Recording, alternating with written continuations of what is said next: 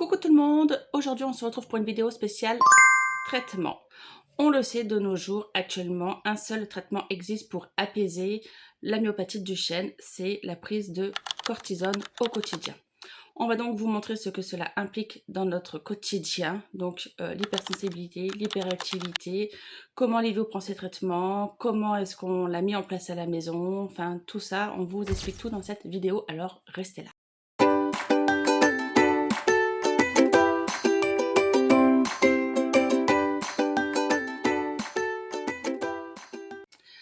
La prise de cortisone au quotidien va nous amener l'hypersensibilité, l'hyperactivité également. Dans cette vidéo, je vais vous partager mon expérience pour mieux comprendre et accueillir tous ces chamboulements dans votre quotidien. Et je sais de quoi je parle. Je vais vous partager comment nous gérons les émotions et les situations difficiles. Je vais vous partager également nos conseils pratiques pour la prise au quotidien de la cortisone avec les petits, ce qui n'est pas toujours facile parce que on le sait, c'est pas bon. Et je vais vous partager aussi des moments difficiles qui deviennent des vrais moments de famille, avec beaucoup d'amour. Alors chez nous, Livio prend du Cortensil, donc ça ressemble à ça, c'est des boîtes de 30 petits comprimés, donc ils sont vraiment très petits. Voilà, je vous montre un peu. Mais il existe d'autres substituts de cortisone qui vont être adaptés à votre enfant en fait. Chaque enfant ne va pas prendre du cortisone. Il y a aussi du prednisone.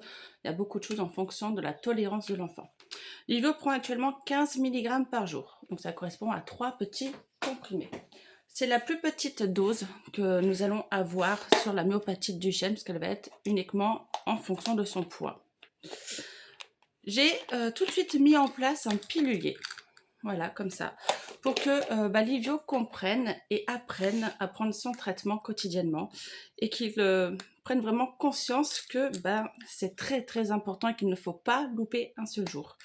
Ça lui a permis aussi d'apprendre les jours de la semaine. Je vous montre un peu. Voilà, les 3 petits comprimés. Au quotidien, ça a aussi apporté un côté ludique, le fait d'ouvrir sa boîte tout seul. Enfin, moi, je voulais vraiment qu'il soit autonome pour la prise de ce traitement. Je voulais pas être la mère dessus, lui mettre la pression, prends ton traitement, oublie pas ton traitement. Je voulais vraiment qu'il soit autonome très rapidement et qu'il sache le faire tout seul. Bien sûr, je lui dis chaque matin. Au début, il n'arrivait pas à avaler les comprimés, donc on a mis en place le broyeur. Voilà, donc on ouvrait, il mettait ses petits comprimés dedans. On broie pour faire la poudre magique qui va guérir les muscles. Donc ça aussi, ça a apporté un petit côté ludique et ça l'a beaucoup encouragé du coup à prendre son traitement pour fabriquer la poudre magique. Voilà, un petit côté féerique, un petit côté très enfantin, mais on sait que prendre de la cortisone, prendre un traitement tous les jours, déjà nous en tant qu'adultes, c'est barbant, on n'aime pas ça. Donc imaginez-vous des enfants, nous les jours, il a commencé, il avait 5 ans. Imaginez-vous un enfant de 5 ans, on lui dit il faut que tu prennes un traitement, 3 comprimés. Donc au début, on a commencé à 2,5 comprimés. Il faut que tu les prennes tous les jours. Il ne faut pas oublier, ça va guérir machin, ce truc, machin. Voilà, c'est pas possible. Donc il fallait vraiment mettre un petit côté ludique. Donc voilà, nous on a mis en place sa petite boîte personnelle avec son prénom. Elle est toujours sur le micro-ondes dans la cuisine. Le matin, il la prend, il la met sur la table. Il y avait le broyeur au début pour faire la poudre magique et je peux vous garantir que ce surnom aide beaucoup les enfants. Fabriquer de la poudre magique qui va guérir tes muscles. Le pilulier pour savoir voilà, aujourd'hui quel jour on est. On est mardi, alors trouve-moi le mardi et prends les comprimés du mardi. Voilà comment nous, on a mis en place la prise de cortisone au quotidien avec Livio. Maintenant, au bout de 2 ans, il n'a plus besoin du broyeur, il les prend, il les avale comme un grand. Ça s'est fait assez rapidement quand même avec Livio. J'ai envie de dire, au bout de 1 an, il a commencé à vouloir les avaler tout seul. Donc on l'a laissé, je l'ai vraiment laissé faire à son rythme. Tu veux prendre, tu prends, tu veux pas, on broie. Enfin voilà, pas de pression là-dessus. Il va l'avoir à vie, donc pas de pression. Maintenant, ça roule, hein, il les prend tout seul, il les avale comme un grand et c'est un champion du médicament. Et puis voilà. Alors bien sûr, cette prise de cortisone au quotidien va apporter quand même pas mal de dégâts, on va dire, à la maison. Notamment en premier, j'ai envie de dire, nous, ça a été l'hypersensibilité. Donc on savait déjà la gérer, la détecter, puisque bah, Alessio, lui, est vraiment très très très hypersensible avec du trouble du comportement alimentaire. Donc je savais comment faire à peu près, parce qu'on ne sait jamais vraiment comment faire.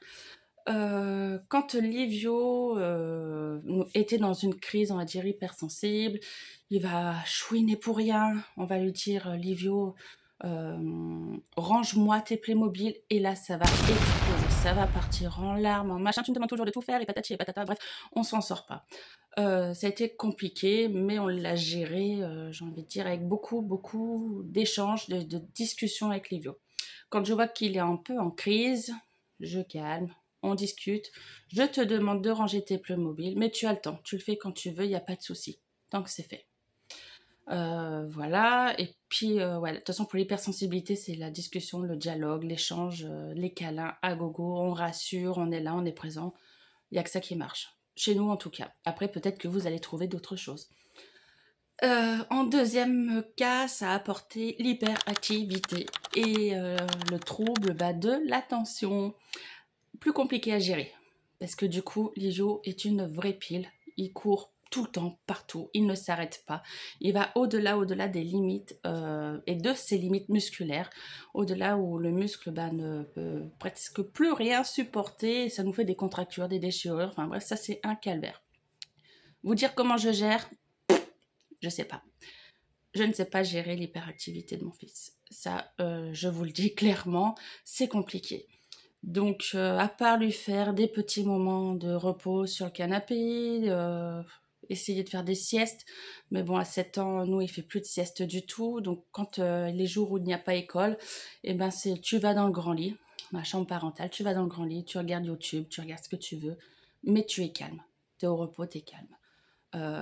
Voilà. Parce que j'avoue, mauvaise mère, ça m'arrive de lui faire du chantage, comme tout le monde. Comme actuellement, il y a la fête foraine à la maison, encore plus d'excitation. Donc, soit tu te calmes et on y va, soit tu te calmes pas et on n'y va pas parce que tu seras obligé de te calmer. Voilà. Ça, c'est les effets indésirables de la cortisone sont quand même très difficiles à gérer au quotidien. Très très difficile. Et personne ne va vous dire comment faire. Les médecins ne savent pas non plus. Donc voilà, je vous donne des petits conseils. Mais en aucun cas, je suis médecin, je ne suis pas kiné. Cette vidéo n'a rien de médical, je le redis. Ensuite, quand vraiment, des fois, il a des grosses crises de colère, parce que ça peut arriver aussi avec la prise de cortisone, la fatigabilité, la douleur, parce que nous, Livio, des fois, a mal, mais il ne se plaint jamais, donc on ne sait pas quand est-ce qu'il a mal. Donc, voilà, donc la douleur, tout ça, peut entraîner des grosses colères. Donc, dans ces moments-là, je lui laisse faire sa colère. Moi, je lui dis, tu veux crier, tu vas dehors, tu vas en haut dans ta chambre, tu extériorises ton mal-être, et puis après, on en discute. Bien souvent, après, si je vais faire une activité que lui a envie et ce qu'il va me demander, sortir la chienne, aller chercher le pain, donc là, c'est oui tout de suite. Et généralement, au bout de 2 minutes, la grosse colère est passée. Le médecin va vous conseiller des fois de les prendre plus le matin parce que ça peut exciter l'enfant sur la journée. En discutant avec beaucoup de mamans, même énormément de mamans sur la prise de cortisone et quand la prendre, on s'est rendu compte que certains enfants réagissaient différemment. Chaque enfant est différent. Nous, Livio, il peut la prendre le matin, il peut la prendre l'après-midi, ça ne changera rien du tout. Parce que des fois, on oublie le matin, donc hop, on la prend le midi ou dans l'après-midi. Ça ne change rien à son comportement et ça ne joue pas sur son sommeil la nuit non plus. Donc peut-être que votre enfant va peut-être mieux gérer la cortisone le matin ou peut-être qu'il sera mieux le soir. Ça va dépendre vraiment de chaque enfant. Si vous voyez que des fois le matin c'est trop compliqué, essayez de lui faire prendre le midi. Voilà. Après ça c'est à vous de voir. En tout cas tous les médecins vont vous dire on prend la cortisone le matin parce que ça peut exciter, ça peut jouer sur le sommeil. Voyez, votre enfant est unique encore une fois. Donc il va réagir lui seul face à son corps va réagir face à la prise de cortensile ou de cortisone. Donc voilà, ça ce sera à vous de voir quel sera le meilleur moment pour lui donner. Vraiment. La myopathy de Duchenne est un bouleversement dans un quotidien, dans notre quotidien, dans votre quotidien. La prise de traitement également, ça bouleverse tout. De toute façon, à chaque fois, chaque palier de cette maladie, c'est un bouleversement quotidien. Ça, on le sait, il ne faut pas se le cacher. Donc, quand on a mis en place les cortisones, la cortisone, on y a fait participer tout le monde. toute la famille. Donc moi, papa, Alessio, tout le monde était présent à chaque fois. Au tout début, Livio et Alessio préparaient le pilulier. Donc Alessio cassait les comprimés de la tablette, enfin les sortait de la tablette, et Livio comptait et se les mettait dans le pilulier. Donc ça faisait déjà ça fait quand même un moment d'échange entre frères. Donc ça, c'était super important.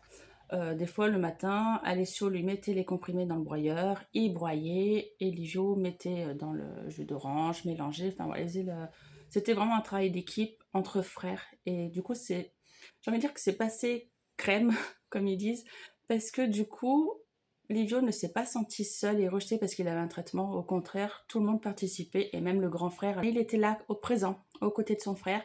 Et ça, j'ai trouvé ça me tenait à cœur. C'est papa qui s'en occupe. Papa va remplir tous les dimanches le pilulier. Et voilà, maintenant ça roule en fait. Mais du coup, ce moment difficile est devenu un vrai moment de famille au début. C'était vraiment très important pour l'acceptation du traitement. J'espère que j'ai rien oublié, sinon n'hésitez pas à me poser des questions en commentaire. Si cette vidéo vous a plu, c'est comme d'habitude, je le redis, n'hésitez pas à vous abonner, à cliquer sur la petite cloche aussi pour ne rien rater des notifications et des nouvelles vidéos qui vont sortir. N'hésitez pas à liker, à partager, à commenter aussi. Je vous fais des gros bisous et je vous dis à dimanche prochain pour une prochaine vidéo.